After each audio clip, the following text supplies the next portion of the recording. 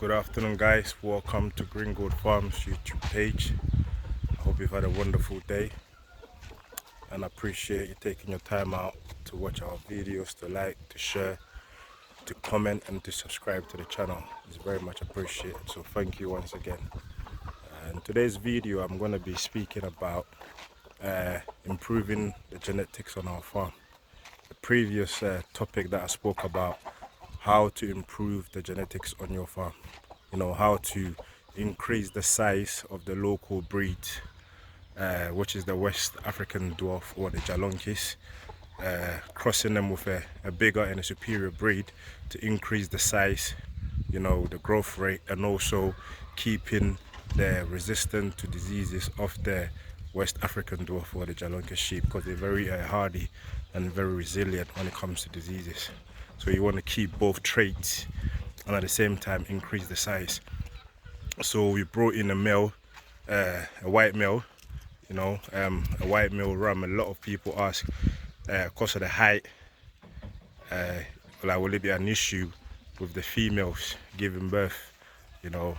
We had 23 lambs, one death, which was a premature born, and 22 are thriving. They're doing absolutely great. The growth rate is superb. The feed conversion is superb. The size, and so far the health and everything, so far so good. So to the people asking the question, yes, a far bigger ram crossed with the smaller local breeds, or the West African dwarf or the Jalonkis that we have, they will be able to give birth without any issues. So moving forward, we have brought in a Sudanese ram, which is a little bit more meatier. It's not as tall as the ram that we used, but it's a lot more meatier, and it's got a better body score than the ram that we used. So we've got that Sudanese ram, and we've got a Balami ram too.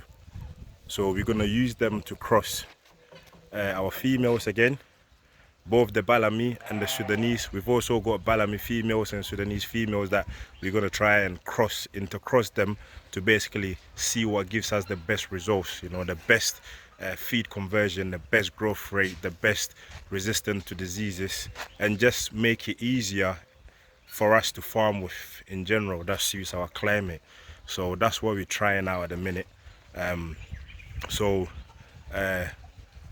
I'm going to put up the video of the young lambs that we have so far from that male, and I'm also going to insert a little clip of the male Sudanese and the Balami male that we have.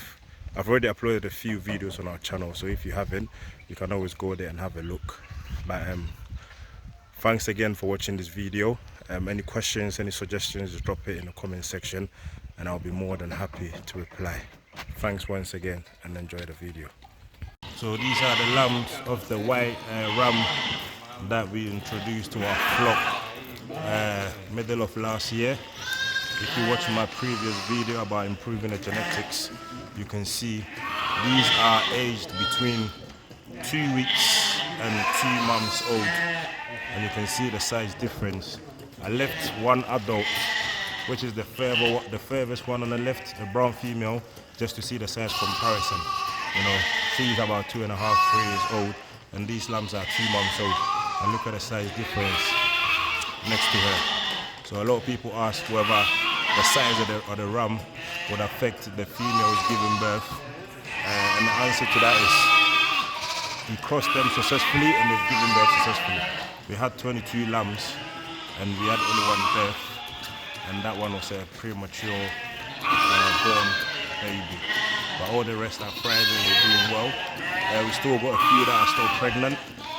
So this is an update video that a lot of my subscribers and viewers have been asking about. And yes, this is the update. These are the crops, the lambs that we had of that ram that we brought into our farm middle of last year.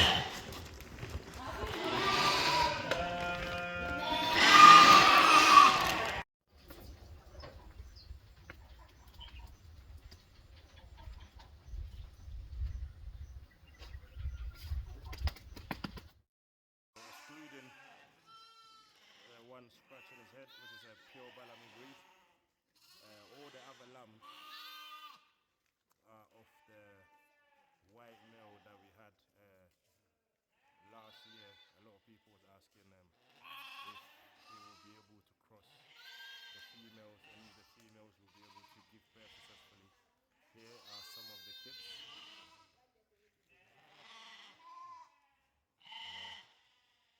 About 22 in total, excluding those two. These are crosses between West African dwarf, which is what people call low